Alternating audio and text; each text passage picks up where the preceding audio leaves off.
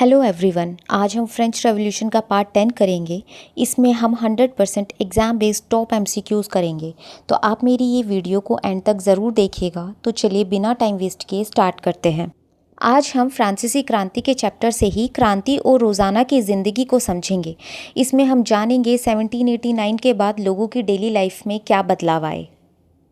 पहला क्वेश्चन है 1789 के बाद फ्रांस में किनके जीवन में बदलाव आए। केवल पुरुष, केवल महिलाएं, पुरुष महिलाएं और बच्चे या केवल बच्चे।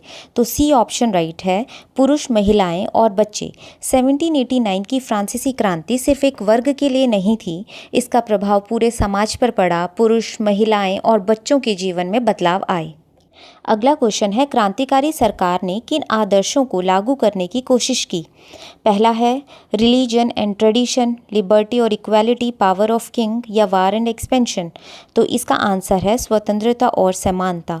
बी ऑप्शन राइट है। क्रांति का मुख्य उद्देश्य लिबर्टी और इक्वालिटी था। यही फ्रेंच रेवोल्यूशन का कोर आइडिया था। अगला क्वेश्चन है 1789 की गर्मियों में कौन सा महत्वपूर्ण कानून आया।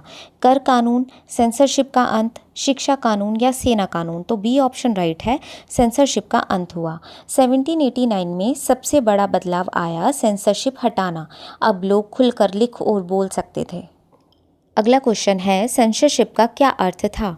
कर वसूली, अभिव्यक्ति की स्वतंत्रता, सरकार द्वारा सामग्री की जांच या मतदान। तो सी ऑप्शन राइट है, सरकार द्वारा सामग्री की जांच।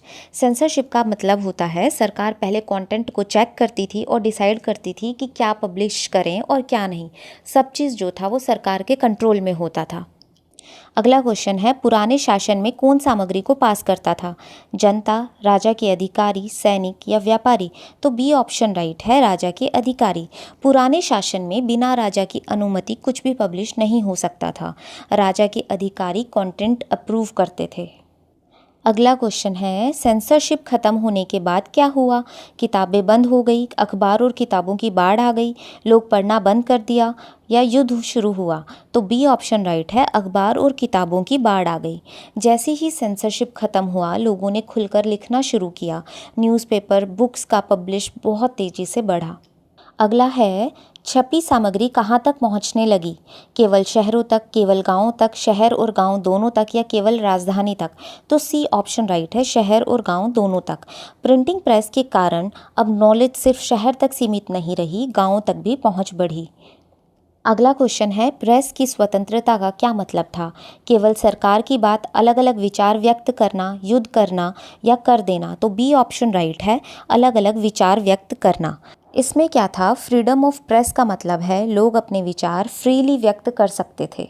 अगला क्वेश्चन है लोग अपने विचार कैसे व्यक्त करने लगे। युद्ध से, लेख, नाटक और गीतों से, चुप रहकर या केवल भाषण से। तो बी ऑप्शन राइट है, लेख, नाटक और गीतों से। अगला क्वेश्चन है नाटक और गीत किस विषय पर होते थे। राजा की प्रशंसा, स्वतंत्रता और न्याय, व्यापार या खेती। तो बी ऑप्शन राइट है, स्वतंत्रता और न्याय। क्रांति के बाद लोगों को अपने विचार व्यक्त करने की आज़ादी मिल गई थी और इसलिए उन्होंने नाटक, गीत और लेखों के जरिए अपने विचार फैलाए। मुख्य विचार क्या था, स्वतंत्रता और न्याय का। पहले लोग राजा की तारीफ करते थे लेकिन अब वे समानता और अधिकार की बात करने लगे थे। अगला क्वेश्चन है किताबें पढ़ना किसके लिए संभव था। सभी के लिए, गरीबों के लिए, मुट्ठी भर शिक्षित लोगों के लिए या सैनिक के लिए। तो सी ऑप्शन राइट है, मुट्ठी भर शिक्षित लोगों के लिए। क्योंकि पहले के समय में सभी लोग पढ़े लिखे नहीं थे, इसलिए किताब पढ़ना सिर्फ कुछ शिक्षित लोगों तक ही सीमित था। अगला क्वेश्चन है इसलिए लोग विचार कैसे समझते थे। टीवी से, नाटक और गीतों से, अखबार नहीं पढ़ते थे या केवल राजा से। तो बी ऑप्शन राइट है, नाटक और गीतों से।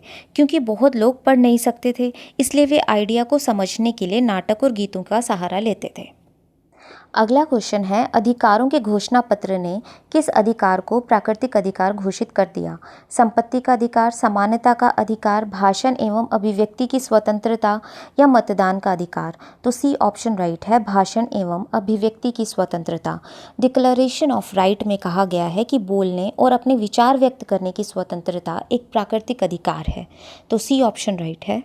अगला क्वेश्चन है प्रेस की स्वतंत्रता का क्या अर्थ था। केवल सरकारी विचार छापना, किसी भी घटना पर परस्पर विरोधी विचार भी व्यक्त किए जा सकते थे, केवल समाचार छापना या केवल राजा की प्रशंसा करना। तो बी ऑप्शन राइट है, किसी भी घटना पर परस्पर विरोधी विचार भी व्यक्त किए जा सकते थे। लोग किसी भी घटना पर अपने अलग अलग और विरोधी विचार भी व्यक्त कर सकते थे। तो बी ऑप्शन राइट है। अब हम इस पिक्चर को समझते हैं। ये जो मशीन दिखाई गई है, ये गिलोटिन है, जिसका प्रयोग फ्रांसीसी क्रांति के समय सजा देने के लिए किया जाता था। क्रांति से पहले सजा सबके लिए अलग, अमीर को कम सजा दी जाती थी और गरीब को ज़्यादा दी जाती थी। लेकिन क्रांति के बाद एक नया विचार आया कि सब लोग बराबर हैं, इसलिए गिलोटिन से भी सभी को एक जैसी सजा दी जानी चाहिए, चाहे वो अमीर हो या फिर गरीब। चित्र में दिखाई गई मशीन क्या है? तो वो क्या है? गिलोटिन है। इस चित्र में गिलोटिन मशीन को दिखाया गया है, जिसका उपयोग फ्रांसीसी क्रांति के दौरान सजा देने के लिए किया जाता था।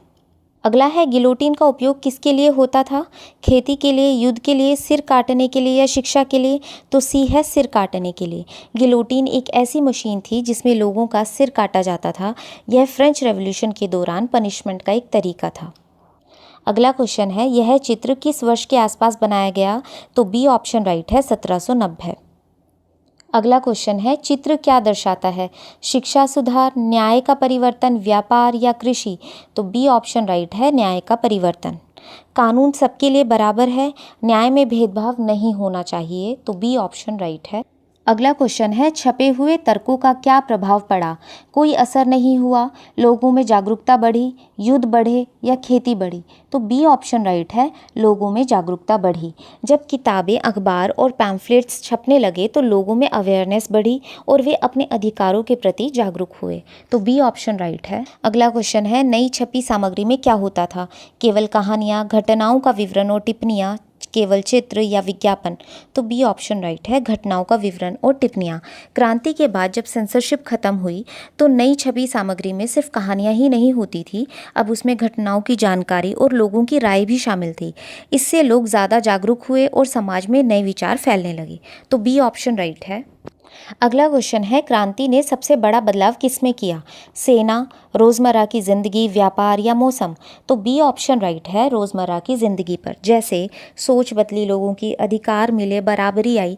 तो फ्रांसीसी क्रांति का असर सिर्फ राजनीति तक सीमित नहीं रहा, बल्कि लोगों की रोज़मर्रा की ज़िंदगी भी बदल गई थी। तो बी ऑप्शन राइट है। विचारों का प्रसार कैसे हुआ? सेना द्वारा, प्रिंट माध्यम द्वारा, केवल राजा द्वारा या युद्ध से? तो बी ऑप्शन राइट है, प्रिंट माध्यम द्वारा। क्रांति के बाद न्यूज़पेपर, बुक्स और पैम्फलेट्स तेज़ी से छपने लगे, जिससे नए विचार लोगों तक पहुँचे। तो बी ऑप्शन राइट है। अब हम इस चित्र को समझते हैं कि ये चित्र क्या बताता है। इस चित्र में फ्रांस के लोग एक बड़े हॉल में इकट्ठा होकर बहस कर रहे हैं। यह सीन दिखाता है कि अब आम लोग भी अपने विचार खुलकर रख सकते थे, यानी पावर अब राजा तक सीमित नहीं रही। यह क्रांति का असर था, जहां लोगों को बोलने का अधिकार मिला, समानता और लोकतंत्र की शुरुआत हुई। यह चित्र दिखाता है कि क्रांति के बाद जनता जागरूक होकर अपने अधिकारों के लिए आवाज़ उठाने लगी। ठीक है, अब इससे रिलेटेड कुछ क्वेश्चंस हैं, वो देखते हैं। अगला क्वेश्चन है, जनता को संबोधित करता हुआ व्यक्ति कौन माना गया है? जो अभी हमने पिक्चर देखी है तो वो थे मरा, जॉन पॉल मरा। ये वही नेता है जो जनता को संबोधित कर रहा है पिक्चर में। ये कौन थे? जैकोबिन क्लब से जुड़ा था। लामी द पल्प लिखा था, जिसका मतलब था जनता का मित्र। गरीब और थर्ड स्टेट के पक्ष में था ये। जो मरा था वो किस देश का क्रांतिकारी नेता था? तो बी ऑप्शन राइट है, फ्रांस का था। अभी हमने जो पिक्चर देखी है तो यह बता रहा है कि वो जो दृश्य है वो क्या दर्शाता है? तो वह दर्शाता है जनता का राजनीतिक जागरण। लोग जागरूक होकर अपने अधिकारों के लिए बोल रहे हैं। तो बी ऑप्शन राइट है। अगला क्वेश्चन है, जॉन पॉल मरा किस वर्ग के हितों का प्रतिनिधित्व करता था? तो सी ऑप्शन राइट है, सामान्य जनता का। जॉन पॉल मरा किस प्रकार के विचारों के लिए प्रसिद्ध था? तो ये क्या था? उग्र क्रांतिकारी विचार। अभी हमने जो पिक्चर देखी थी जिसमें जॉन पॉल मरा संबोधन कर रहे हैं, उसका मुख्य संदेश क्या था? जनता की शक्ति, जनता की एकता और या जागरूकता, धार्मिक आस्था या युद्ध की तैयारी? तो बी ऑप्शन राइट है, जनता की एकता और जागरूकता। अगला है, मरा किस क्लब से जुड़ा हुआ था? तो बी ऑप्शन राइट है, जैकोबिन क्लब से। ऐसे चित्रों का उपयोग किस उद्देश्य से किया जाता था? मनोरंजन के लिए, क्रांति के लिए प्रेरित करना, व्यापार बढ़ाना या धार्मिक प्रचार? तो बी ऑप्शन राइट है, ताकि वो क्रांति के लिए मोटिवेट हो सके। जॉन पॉल मरा का संबंध किस प्रकार की राजनीति से था? शांतिपूर्ण राजनीति, उग्र और जन समर्थन आधारित राजनीति। तो बी ऑप्शन राइट है। अब इस पिक्चर को समझते हैं कि ये कितनी सारी महिलाएं एक कतार में खड़ी हैं और ये रोटी के लिए खड़ी हुई हैं। ठीक है, महिलाएं अनाज रोटी लेने के लिए लाइन में खड़ी हैं। यह खाद्यान्न संकट और महंगाई को दर्शाता है। इससे पता चलता है सामान्य जनता बहुत परेशान थी। महिलाओं की भूमिका सक्रिय और संघर्षपूर्ण थी। वे अपने अधिकारों के लिए आगे आईं। यह स्थिति फ्रांसीसी क्रांति की एक बड़ी वजह थी। अब इसी से ही रिलेटेड आगे क्वेश्चंस देखते हैं। महिलाएं किसके लिए कतार में खड़ी हैं? कपड़ा खरीदने के लिए, अनाज रोटी, या ब्रेड के लिए, पानी के लिए, या कर देने के लिए? तो बी ऑप्शन राइट है, अनाज और रोटी के लिए। यह चित्र किस समस्या को दर्शाता है? बेरोजगारी को, खाद्यान्न संकट और महंगाई को, शिक्षा की कमी या औद्योगिक विकास? तो वो खड़ी किस चीज़ के लिए थी? ब्रेड के लिए। तो किस चीज़ को दर्शाता है? खाद्यान्न संकट और महंगाई को। अगला है, इस चित्र का संबंध किस क्रांति से है? रूसी क्रांति, अमरीकी क्रांति, फ्रांसीसी क्रांति या औद्योगिक क्रांति? तो सी ऑप्शन राइट है, फ्रांसीसी क्रांति। फ्रांस में रोटी की कमी और महंगाई ने ही क्रांति को जन्म दिया था। तो सी ऑप्शन राइट। अगला क्वेश्चन है, फ्रांस में रोटी की कमी का मुख्य कारण क्या था? युद्ध, खराब फसल, करों की अधिकता, या ऑल ऑफ दीज? तो डी ऑप्शन राइट है। इस चित्र में महिलाओं की भूमिका क्या दर्शाई गई है? निष्क्रिय, केवल घरेलू, सक्रिय और संघर्षरत, या व्यापारिक? तो सी ऑप्शन राइट है, सक्रिय और संघर्षरत। अगला क्वेश्चन है, यह दृश्य किस वर्ग की कठिनाई को दिखाता है? कुलीन वर्ग, पादरी वर्ग, सामान्य जनता, या राजा का परिवार? तो सी ऑप्शन राइट है, सामान्य जनता। अगला क्वेश्चन है, इस चित्र में कतार में खड़ी महिलाएं क्या संकेत देती है? शांति, समृद्धि, संकट और असंतोष, या धार्मिक आस्था? तो सी ऑप्शन राइट है, संकट और असंतोष। अगला क्वेश्चन है, फ्रांसीसी क्रांति के दौरान महिलाओं ने क्या महत्वपूर्ण कार्य किया? युद्ध में भाग नहीं लिया, केवल घर संभाला, वर्साय तक मार्च किया, कर वसूला? तो सी ऑप्शन राइट है, वर्साय तक मार्च किया। अगला क्वेश्चन है, इस चित्र से क्या निष्कर्ष निकाला जा सकता है? फ्रांस में समृद्धि थी, जनता खुश थी, लोगों को भोजन के लिए संघर्ष करना पड़ रहा था, या केवल राजा परेशान था? तो सी ऑप्शन राइट है, लोगों को भोजन के लिए संघर्ष करना पड़ रहा था। बेकरी के बाहर लंबी कतारें किसका प्रतीक है? विकास का, समानता का, आर्थिक संकट, या धार्मिक सुधार? तो सी ऑप्शन राइट है, धार्मिक संकट। तो ये थे आज के हमारे क्वेश्चंस। अगर आपको मेरी ये वीडियो पसंद आई हो तो लाइक एंड शेयर ज़रूर कीजिएगा और नेक्स्ट पार्ट के लिए चैनल को सब्सक्राइब ज़रूर करें। Thank you.